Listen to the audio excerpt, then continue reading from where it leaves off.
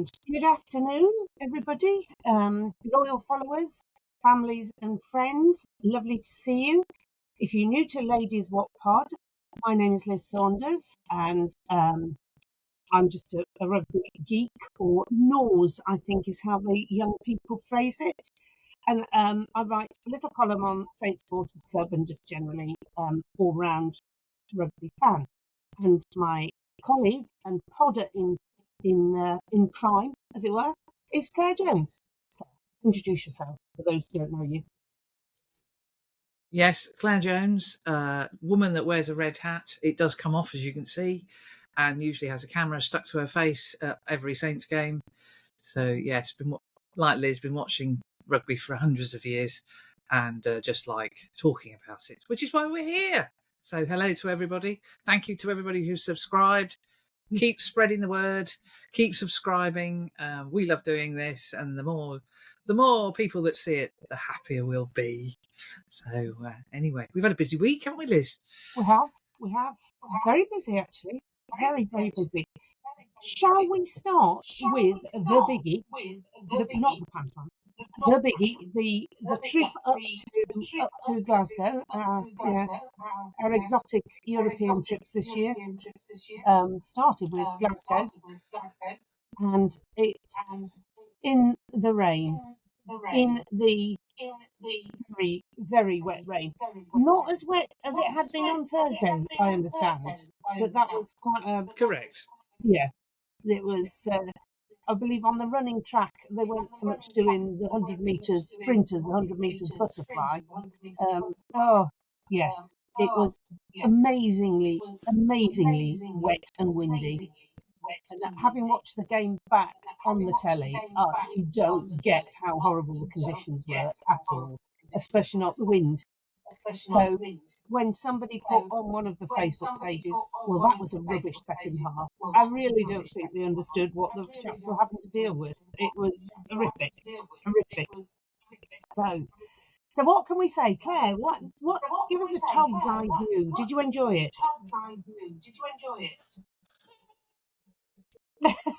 No, I absolutely enjoyed the win. Did I enjoy the photography? No, I didn't. We might as well do photography corner straight up. Yes. I love Europe. I love taking photographs of different teams. So one of the best things about Europe is you do go somewhere else. However, at Scotstoun, it reminded me of Castra. And we were one step away from the bibs being on a pea cane outside the non-existent press room at Castra. We didn't even manage the pea cane at Scotstoun. So I ended up putting my kit together behind one of the goals where the Saints were warming up in the driving rain, which is not really less than ideal. Yeah. Less than ideal when you're, dealing with tens of thousands of pounds worth of kit and you're trying to protect it from the water. So really not great. And I felt, but I don't think there's anything they can do. They share the stadium, and I don't think there's anything to do. So that was a bit miserable. In terms of the game, it was a brilliant game, utterly brilliant game. And the first half in particular, I think your reference to the wind is really important because we were playing with the wind in the first half and into it in the second. Although it wasn't quite so strong in the second, it was still blowing a bit of a hoolie. And the handling was remarkable given how wet it was. Incredible. I mean, our handling was just extraordinary. However, my handling was awful because I decided to drop. It's on a harness, so when I drop it, it goes about 4 inches and it can go anywhere. But I decided to drop my small camera, the camera with the short lens, as Courtney was going in for his try. So I completely missed that because it was just sopping wet and slipped from my grasp. So that was a bit rubbish. And all round, just difficult to work in those conditions. But it's a privilege to be there when you see the team doing so well. The first win in the Champions Cup in something like 10 games. Since Lyon. Since that marvellous weekend in Lyon. Since that marvellous weekend in Lyon, which we have happy, particularly foodie memories of. Yes. And also, Glasgow are second in the URC. They have an extraordinary home record. Nobody expected us to do anything. but the lads did. They were well up for it. I got a hug from the wonderful George Hendy before the game, and he was buzzing, as he described himself. And he had an outstanding game again, as several of them, I'm sure we'll talk about the player of the match soon. But yeah, they just ripped into him. And that's what they needed to do. They caught Glasgow completely cold. And for all their Scottish internationals and all the rest of it, I don't know about you, they weren't expecting it. The same vibe from Glasgow that we got from Saracens the week before, where there's this sort of, we don't understand what's happening. This is not supposed to happen. This is Saints who have no defence. We don't know what to do. Yeah, and it was very much that puzzlement of. I think it's quite interesting, isn't it? When your luck starts to turn, it really seems to run with you. I mean, there were some interesting refereeing decisions, but for once, I didn't feel any of them were particularly harsh. Well, actually, harsh against either side. They were touch and go, but I felt that we were getting a bit more of the rub of the green with the ref, which is not something we've said for many decades, and probably never will when a certain ref's referee. Notwithstanding that, but yes, I think the whole thing. The Glasgow supporters, now they're interesting bunch, aren't they? Some of them, a bit like the home togs, really. Yeah. I met a couple of home togs who were lovely, but actually they weren't. They were the sort of junior togs. The senior guys, the Infos, the Gettys, the whoever. It was like the German towel syndrome. I'm going to lay out all my kit so that nobody else can sit anywhere near me. And so in the second half, I ended up sat behind a corner flag, which was not great. So Info, Getty. I'm not going to be as ungracious when you come to the gardens. I'm going to be welcoming. And there's a few lessons that, the wonderful Dave Rogers of Getty Images would not behave the way the guys did in Scotland. Not at all. They weren't rude. They were just unhelpful, I would describe it. Photographers are available, yes. Including the best one, who of course is Dave Rogers. Yes. So it wasn't. So I did meet a couple of guys who were great and really helpful, but actually their influence was naffle. So they couldn't really help me. And actually, fact, I was mistress of my own destiny, which dropping your camera at a critical moment is not a great way to, Let me get this right then, MrSJ. You dropped your camera at a crucial point where, for the first time in 5 years, we saw Courtney crossing the line in black, green, and gold. Ooh. Oof. Not good, is it? No. And the last time I got a try from him, his mum was sat behind me. No pressure. I'm glad she wasn't sat behind me on Friday because I made a complete twaddle of it. Oh, well. Fortunately, the guy from one of the agencies was sat in the corner, so he got it. And it was a really good photograph. It would have been better than mine anyway because he was sat literally on the ground. So it was a very good photo. But I completely codded it up. So yeah, hands up, Brexit. These things has to happen at some point. These things happen. I did feel a bit of a pillock. However, we do have some players that we need to acknowledge, don't we? We do, because of some remarkable records that happened in that game. Well, yes, six Toms in the squad for a start. Oh, you went to the trivia straight away. Oh, yeah, herding butterflies of players called Tom was one of the more bizarre things that I've had to do in my photography career. Lizzie Goodchild, Liz Tyler and Claire Jones chased 6 players around Scotstoun Stadium, all because they're called Tom. Tom James, he was either Tom Lockett going to talk to his dad, and I can understand why he was talking to his dad because he made his debut and he played brilliantly. And then it was Tom James, and the rest of the Toms were just sort of, you could see the guys from TNT going, what is this photographer doing with these 4 guys, marching up and down the touchline. We were actually trying to walk towards Tom Lockett, but by doing that, we realised we were walking away from a potential Tom James. So, yeah, eventually we got all 6 in the same airspace. Yes. Yeah. Yes. It was worth it. And it is a remarkable stat. I mean, 6 players with the same name. Yes, I'm trying to devise a 12 Days of Christmas song because we've got one Courtney Laws, two backs called George, three chaps called Alex, and then I'm missing something until we get to six guys named Tom. So I need to. So I wow. might So challenge. if any subscriber listener could give us a few clues in the comments, help Liz with her 12 Days of Saints Christmas. Talking of stats, TNT is saying, now this was during the game, they were saying when George Fairbank has captained Saints, he's never lost. At that time, it was 5 matches, and of course, by the end of it, it became 6, which is a remarkable performance from the young man. Since he's got rid of the floppy hair, born again hard, which he was again. I particularly liked when he was trying to be the enforcer with Courtney after Tommy Freeman's second try. There's a sort of, I've got a bigger mate than you, behind the posts. George was doing his best to look mean and hard, and Courtney doesn't really have to try. No. So, and to be honest, yes. So George, as your wingman, anybody can be an enforcer, I would suggest. Yeah, absolutely. And he was playing the part beautifully. And he's playing the skipper part beautifully as well, because if it really is 6 out of 6, that is a fabulous performance. That is impressive. And then a number that's off the scale. Oh, I know what you're going to say. 27. What are you going to say? 27 tackles, Angus Scott Young. Talk about enforcer. Still being chippy enough to take a player through the advertising hoardings and onto the racetrack. Yes. Yeah.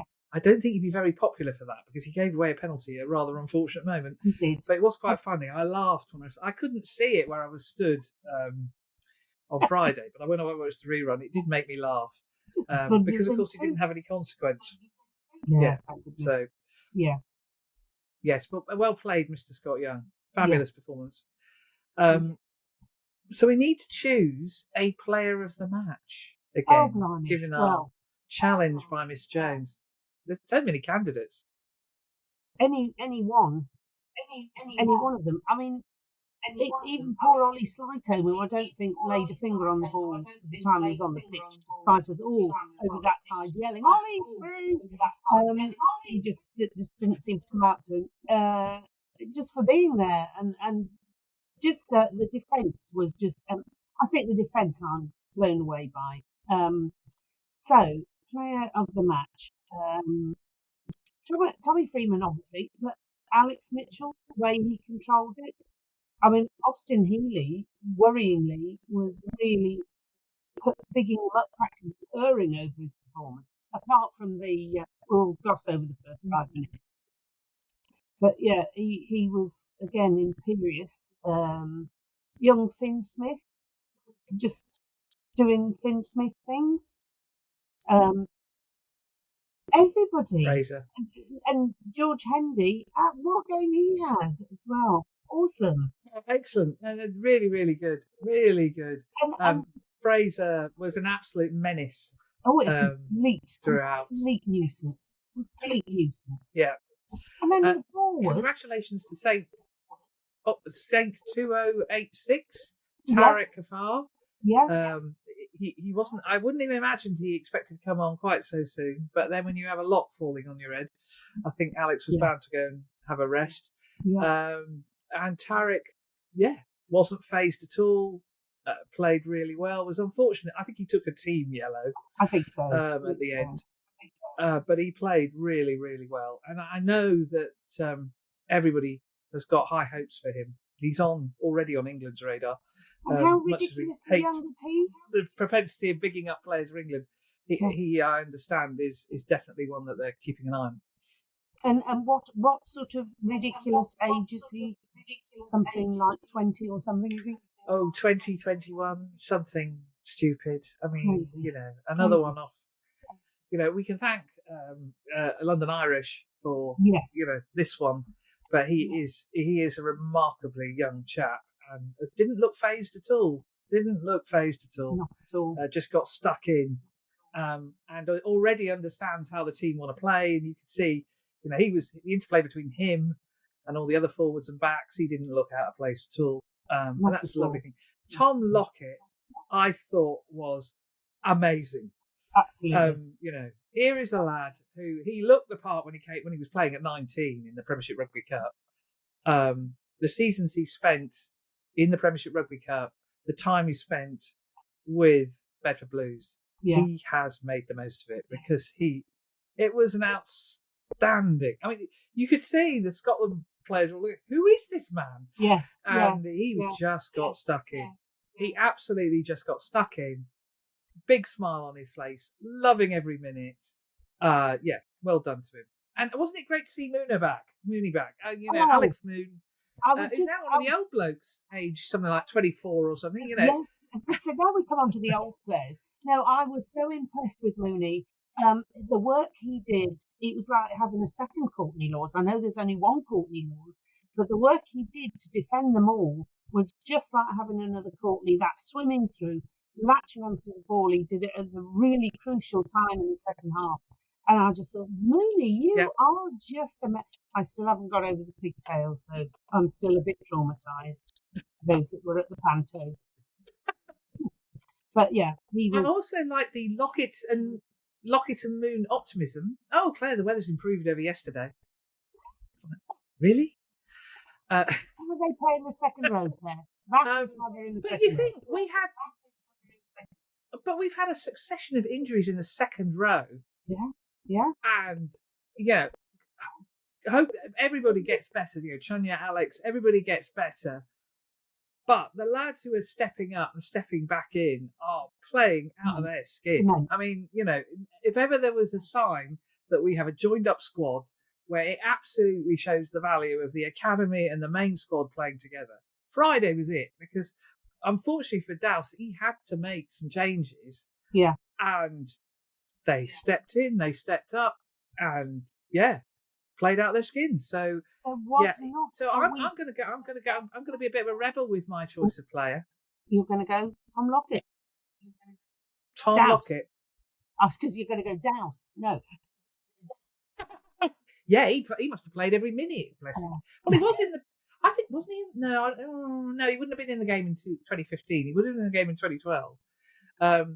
No, I think Tom Lockett would be my man of the match because, as I say, defence outstanding, securing the ball, running with the ball. They just didn't know who he was. He just created chaos. And the player's so young. Absolutely. It's interesting you should say that because my player of the match today was Mooney because of those more defences where we have been so vulnerable in the past. If Courtney hasn't been playing, we've been really like, we don't know what to do. And we'll either have given away more than one penalty try or penalties and cards. And I just watching Mooney, I thought, you have learnt from the master. That's really good. So, absolutely. Could we give players of the match to the second row? What? Second row. Yeah, honours to the second row. Absolutely. Yeah, up for that one. Yeah. They don't get anything well played the pair anyway, so no. Well, talking of players of the match, do you think the Vestec could have bought a bigger medal? That's right. I mean, what nobody would have seen was the man from EPCR coming up and handing over this wooden box, like, which instantly, of course, turned into maraca. Anyway, it was just extraordinary. I mean, it must have cost a fortune. They've clearly got money to burn. Beautiful wooden box, massive medal. I mean, when I saw Tommy Freeman wearing it, I was surprised. It looked like something like a leftover medallion from the 1970s. And then, of course, the cuddly zebra, which Fremo stuck in the top of his shorts because he wasn't quite sure what to do with it. Yes, so quite extraordinary. But well done, Fremo. I mean, he is playing really, really well at 13. Really well. As Brian O'Driscoll and I say, playing in the centre. What I was going to say. Oh yes, talking about zebras though. Now in Vestec, obviously the zebra is their little thing. no-go thing. But on the moving boards, the zebra prances along. So, whilst the kicker is on trying the to line LED up board kick, things. yes, the zebra is one of I'm those. going to have to watch for that on Friday when we're at the gardens. Yeah, watch it. Watch for the zebra. I shall watch for the zebra because I sit near the LEDs. Yes. So, yes. I have to say, performance of the Premiership teams. So Andy Good, I listened to the Rugby Pod this morning. Andy Good, there are 8 Premiership teams in the competition, not 7. And 7 of them won, not 6. But there you go. The only one that lost, shame. They flew 6,000 miles to get spanked and to lose one of their players to a red card. So that was worth the trip. But the other 7, well done to them. Yeah. Winning in France is not easy. I would say that Leicester and Sale weren't facing. I mean, the Stormers team was described as a third team, not even a second team, and yet they were losing at half time. So I think words were uttered in the Tigers' changing room at half time. And I saw the Sale game. They politely described it on TNT as attritional. The most entertaining bit of that game was Tom May's new coat. He clearly had an early Christmas present because it looked like he got his best school coat on. Bright red number. Did it look as if he was going to grow into it by the end of term? Yes, and I think his mum would have turned up the sleeves for him. Yes, remarkable garment. But you can only beat what's in front of you. So the fact that 7 of the Premiership teams, nobody would have predicted that. All, of course, the pundits have been talking about is Paris and Toulon. But I think actually there were a lot of really good performances. I think ours in Scotland was remarkable. Given the conditions, particularly.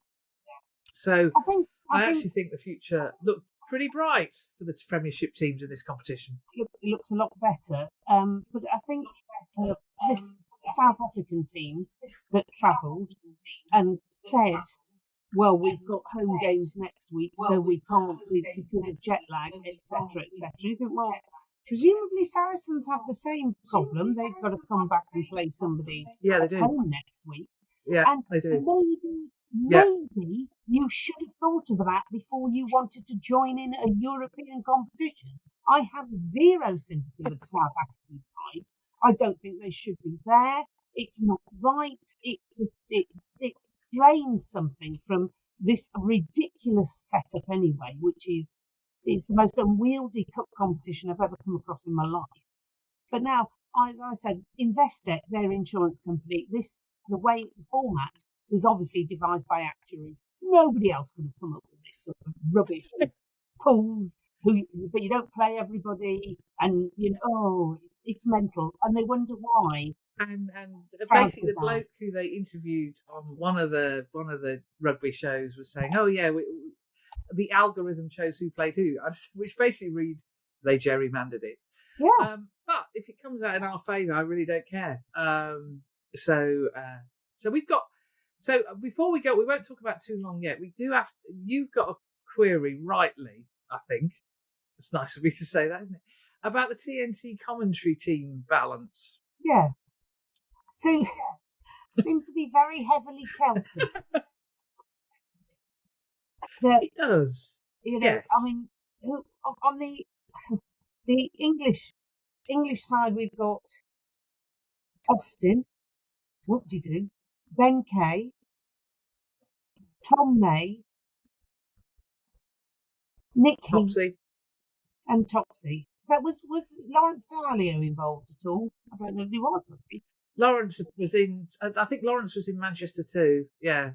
But none of them. But in the main presenting thing for the Harlequins game, they were all Scots and Welsh. Oh, and Nick Heath commented. They were sort of summarising as Craig Doyle, 2 Welsh blokes, and Stuart Hogg, wasn't it? And you just think, well, hang on a minute. This is an English team playing now. I know Jamie Robinson played for Quins, and he actually said, which made me very, very angry, they're the most exciting team in the Premiership. Hello? We beat them. Well, at least I have to say, at least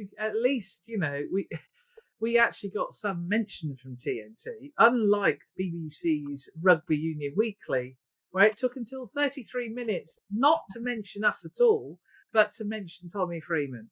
Seriously, Mr. Chris Jones, it's getting really tedious now how little you and your little friends, who aren't even going to go outside the M25 this weekend, laughingly they said, oh no, we're not going outside the M25 this weekend. We're going to say, largely European competition, and you can't make it beyond 6 miles down the road. Seriously, mates? I don't like having a go at the BBC, but that podcast is just a collection of mates who talk utter nonsense sometimes. And some of them are better than that. Some of them actually do have some insight that they can share. It's just we've got into this vogue of, unless you're connected, you're a mate of one of them, you can't join in. And their rugby assessment, it's just utter tosh. That's great. Unlike this podcast, which is a collection of mates talking absolute bilge, but we don't care. We don't profess to be anything else. Well, we are actually upfront about it. It's the fact that and we do. We the ladies' Wot Pod is basically, as we said right at the start, is filling in a gap. Yes. Nobody. Yeah. We'll start talking about Look East in a second. Yeah. What was there? Move on to that. Yes. Well, first of all, BBC Breakfast News. We made it on Saturday morning, didn't we? Yeah. So, at last, a BBC programme actually notices A, rugby union, and B, that there is a team that plays in black, green, and gold. Yeah. I suspect it was more because Scottish TV were expecting a win, and so had booked the slot.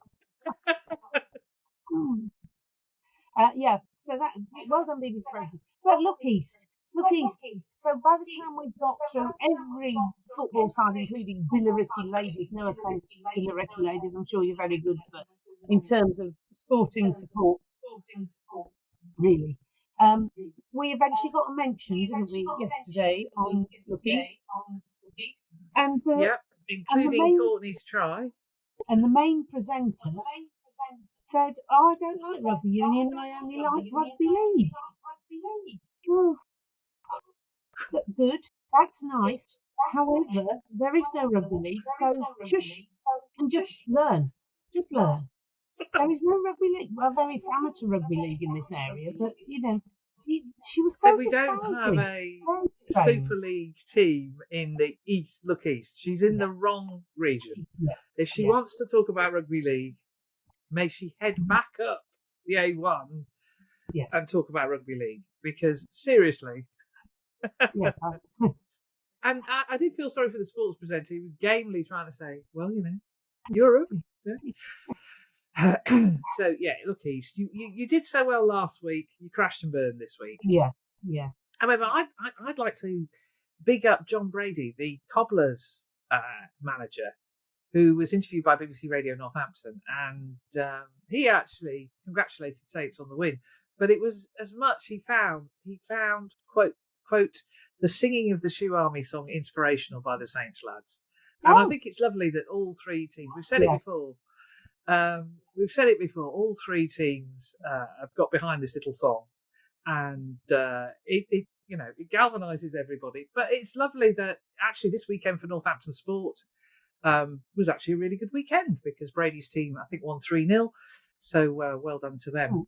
Excellent. I thought it was lovely that the Cobblers manager, in times of yore, the Cobblers manager wouldn't even recognise the existence of the club. So it's lovely that they're so supportive of each other, which I think is exactly where sport needs to be.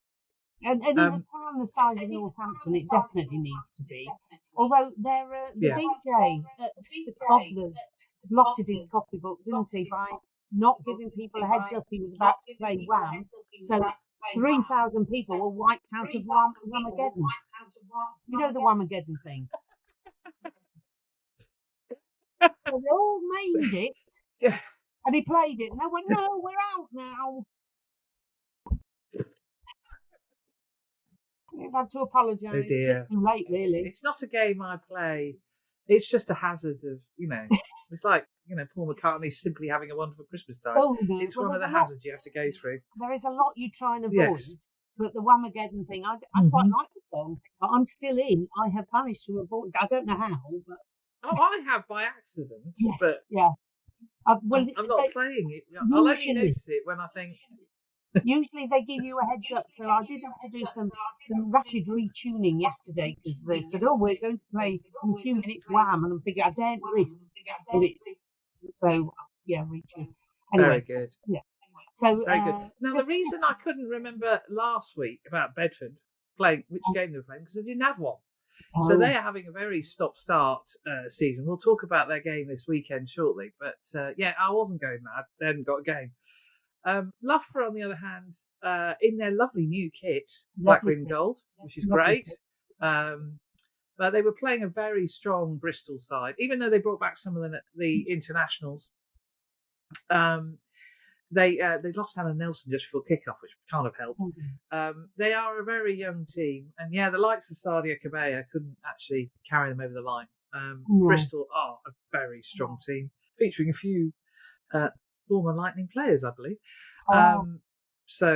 It's and a few Saracens. The Bristol have sort of hoovered up some talent, and yes, yeah, it certainly looks recent like that. seasons. So there's a lot for them to go through. So let's hope they go well this weekend at Sale. But it was a bit of a drubbing, I'm afraid. That's a shame. And then we've got some really Toast sad news. Oh no, can I just? Oh no, Toast under 9. Sorry, yes. Hello. How did the under 9s do?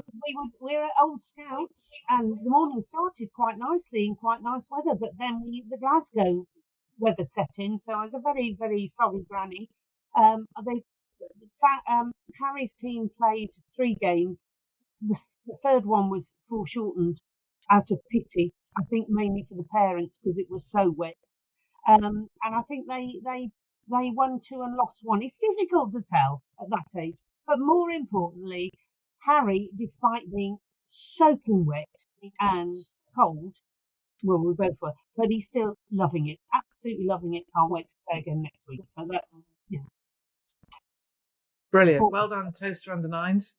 Yes. Let's keep going, Harry and his colleagues. No, good, great stuff. Then actually, before we get to the sad news, let's get to the top news of the Northampton Saints pantomime, the pantomime, which I believe you attended, Mrs. Saunders. I did. Yes. I'm delighted to say I did. It was joyous, absolutely joyous. What a talented set of players we've got, really. Special mention, standout mention, Chunya Munger, who does the most amazing impression of Lee Radford. Now, Lee Radford's accent is such an interesting smooshing together of East and West Yorkshire, of Hull and Bradford. So you've got quite a lot of staccato from the Bradford bit, and then the no bits of Hull. So it's really, I'm fascinated by it. And Chunya, when doing an impression of Ree Ladford in the management meeting of the pantomime, Ree Ladford spoke exactly like Lee Radford, not in just a generic E-by gum accent. So hats off to Chunya, that was amazing. Did he have a whistle? No whistle. But, no whistle. You see, got to have a whistle. But that might have identified him too much. We weren't sure who he was. Okay.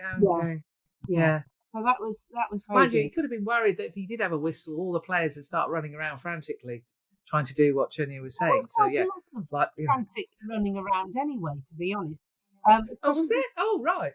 The scene movers trying to be, we don't see them because they're wearing black, so we can't see them. Other special mentions, I say Mooney with his hair in pigtails with bows in.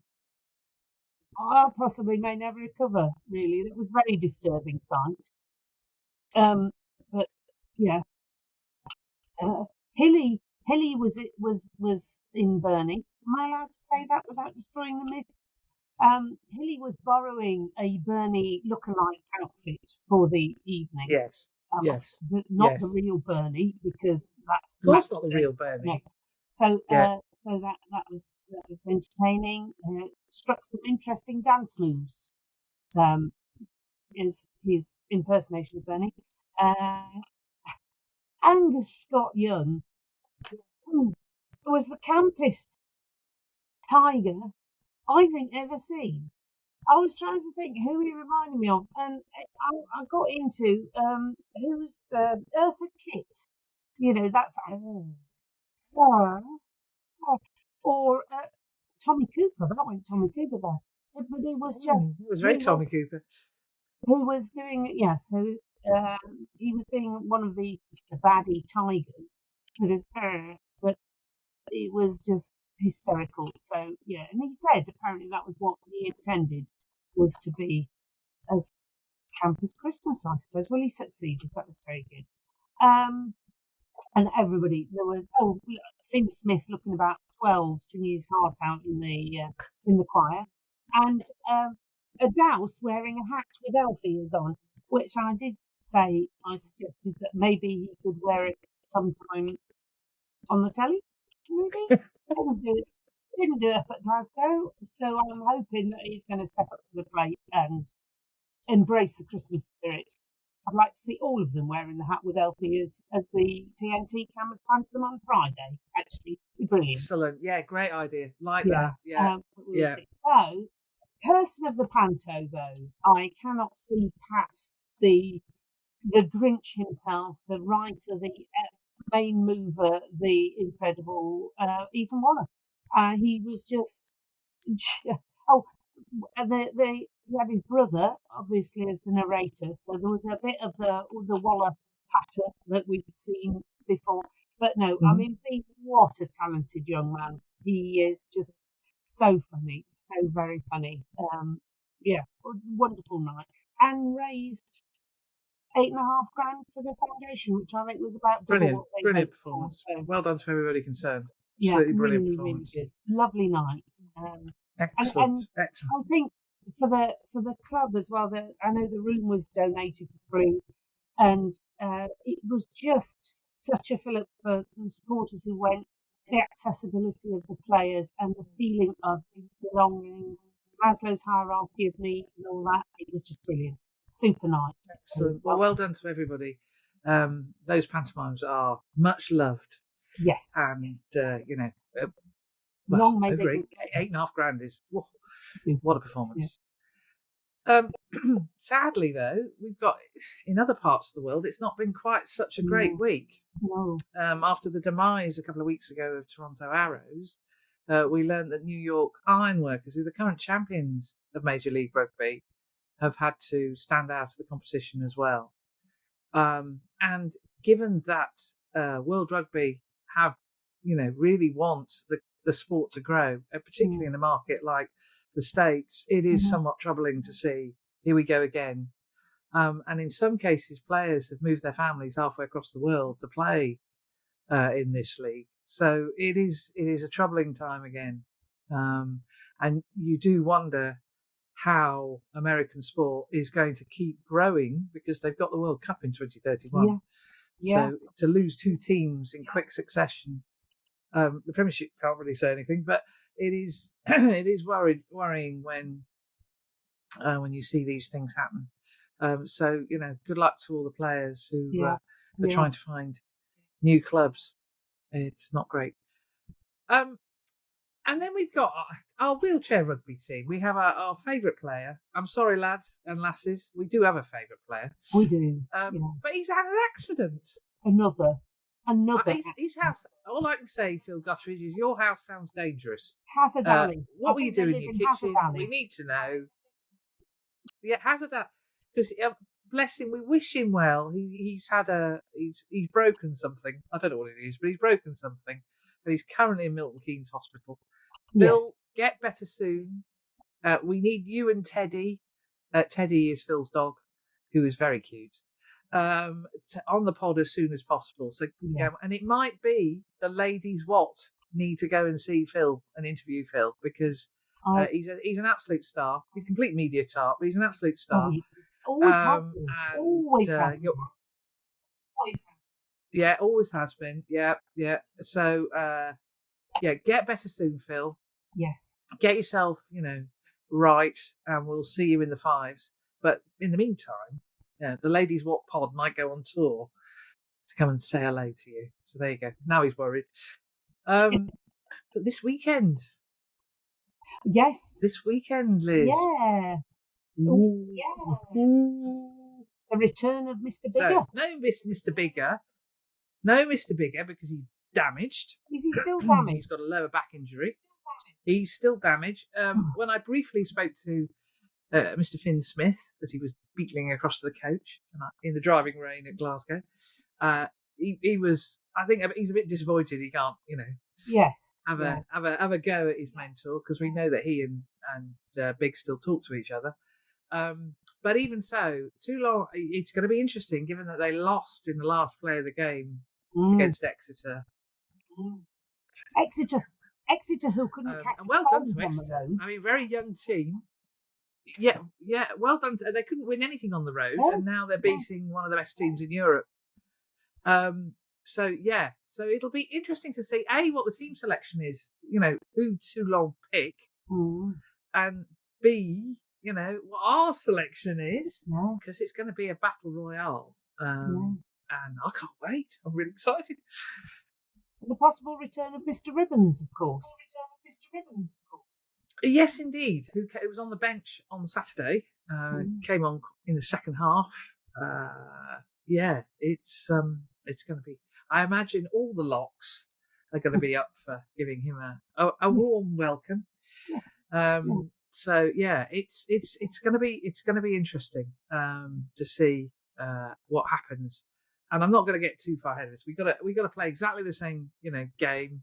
Our tactics, clearly the preparation that the coaches put in is working at the moment, which is fair dues to them, because I know they're already working on the next game while they're playing the current game, so they will have got their preparation.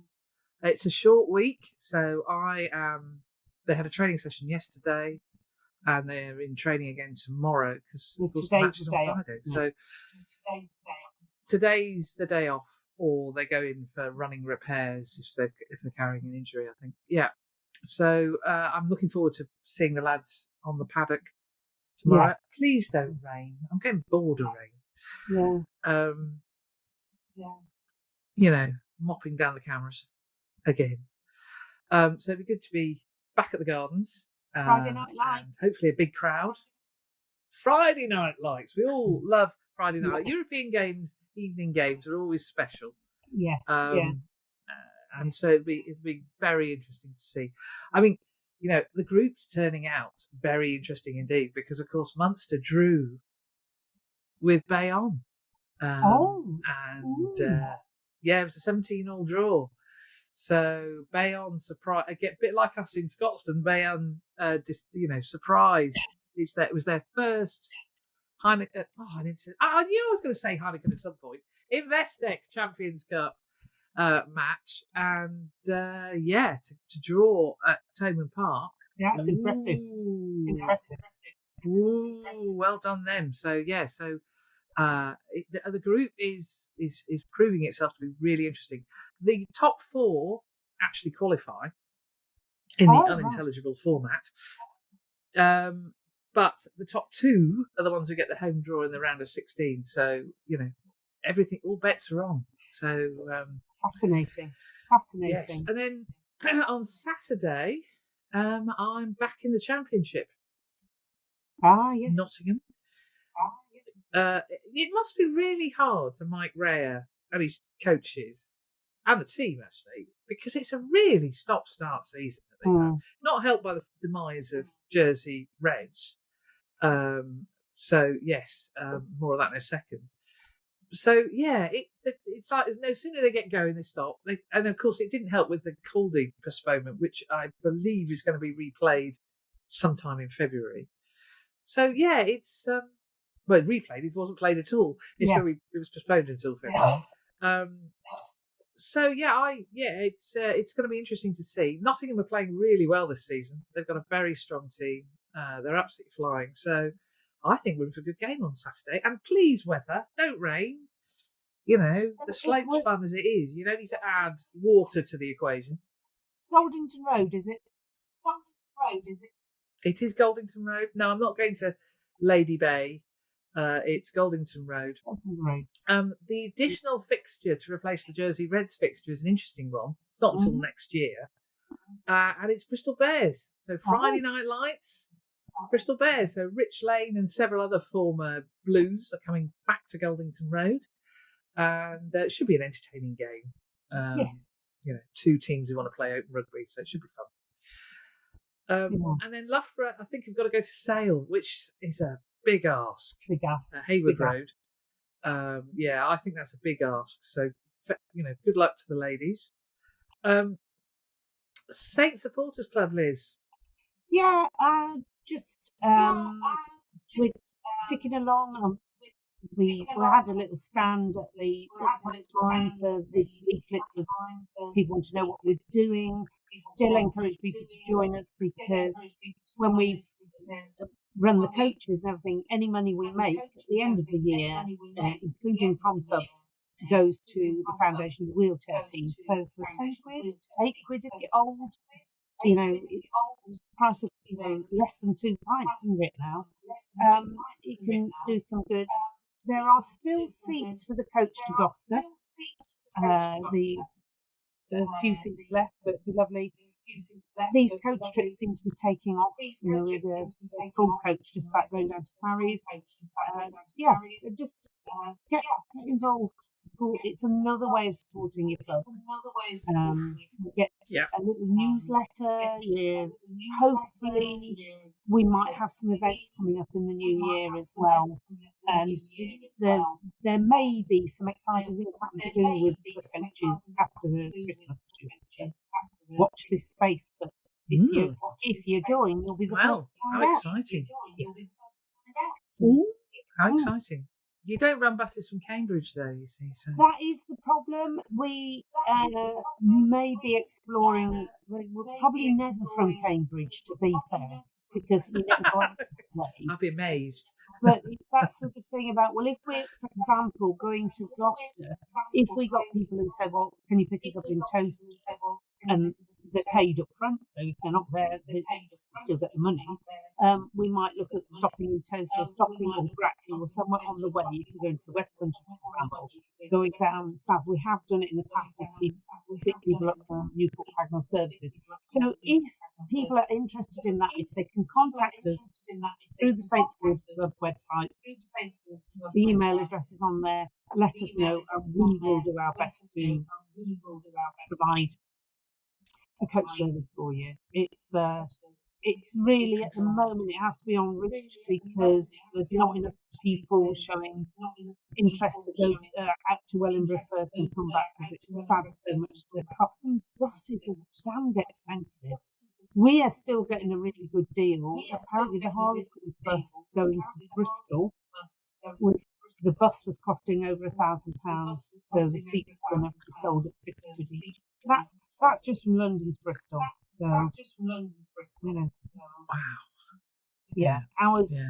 Tough times. If we ran one to Exeter, for example, that would be the likely cost, which is why we've not put on a bus to Exeter.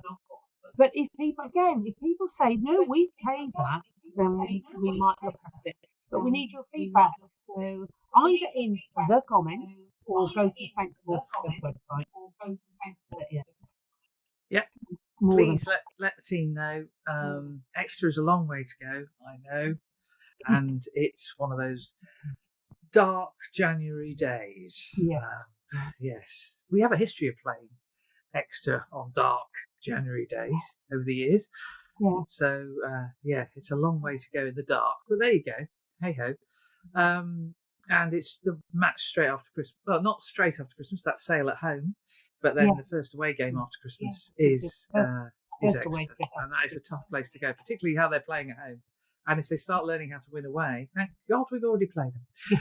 because it's a young team who are learning their trade very quickly. But I have to say, Liz, our track record on this pod is pretty good. We've only had one conversation where the Saints lost. That was the Tigers game. The rest of them have been victories. So it's been fun. Please do spread the word. Yeah. Yes. The more of you that listen, well, you know who we are. I know Liz is now being approached by it. She's now experiencing what I approach, which is where random strangers walk up to you and say, hi. And you think, I don't know you. It's lovely to talk to you, but I don't know you. And it is lovely when people say hello. But now Liz is starting to experience it, which is great. And do tell us, give us your feedback. Can I just say hello? Or you can talk to us at a game. Can I just say a quick hello to my new northern tribe, my new tribe of northern gingers, the Hendies. Oh. See, gingers, got to stick together. Special mention. Special mention. Special mention. There were a host of Hendies and Smiths and Locketts and all sorts of people that came on Friday, and it's great. As we've said before, we love seeing the families support the lads because we know it makes a difference. We know it makes a massive difference. And I'm sure there'll be a host at the Gardens on Friday. There will be. It should be an absolutely cracking game, and it's great that we've got off to such a good start because we've got a game that we can build on the performance, and we're playing one of the big boys, and it's on telly because they all are. Yeah. But get yourself down to the Gardens, get yourself heard. I'm not allowed to shout. I mutter occasionally, but I'm not allowed to shout. And so 8 o'clock, later kick-off because it's Europe. But it should be an absolutely belting game. I'm trying to think. The last time that Toulon came to the Gardens, was it 2009? I'll have to look that one up. I think it's 2009. And it was in the Challenge Cup. I was going to say, it wasn't even in the Big Boys Cup, was it? It was in the other cup. No, it wasn't in the Big Boys Cup. It was in the Challenge Cup. Yeah. And we won both games. We won the home in the days when you used to play home and away. We won both of them. But I think 2009. Yeah, probably. Yeah. Or 2009-10. Yeah. Excellent. Well, so episode 5. I was going to say, another quickie. Saints Sports Club, we have a little gazebo in the village. If you come and find us, find me, say hello, and shelter from the rain if you want to. It could get quite cosy under our gazebo, but more than welcome. And look forward to seeing you there. I'll be swimming pitch side. Yes. Yeah. I hope not, actually. I'd like a nice, it'd be nice for it to be dry. Just be dry. If it's going to be dark, could it just be dry and not windy? But actually, a small breeze would be good because when they do the firework thing, whoosh. It's like this mist descends on the Gardens, and so for the first 5 minutes, you're looking through, the cloud. There were no fireworks. So if there's a little breeze, it gets rid of the smoke quickly. There were no fireworks on Friday. Was it because it was too wet? Do you think? That's a good thought. I hadn't thought of that. I don't know if it's so. You've got Investec with their massive Player of the Match medals, and have you noticed the little arch that they've also got? So that each game has an arch. So I was thinking, how's that going to work at the Gardens? But there was an arch that the players ran through together. Oh, yes. Yeah. But all the games seem to have them. So. But the fireworks were all there because we thought, good, fireworks will warm up a bit. Flames, no, obviously too wet. But they didn't. It was a deluge. It would have been the ultimate damp squib if it was. I'm not surprised they didn't bother. So hopefully fireworks on the pitch on Friday from us, not from anybody else. Absolutely, yeah. And we will see Friday, yes. The next, and that's episode 5 done. It is indeed. Brilliant. Bye. Bye.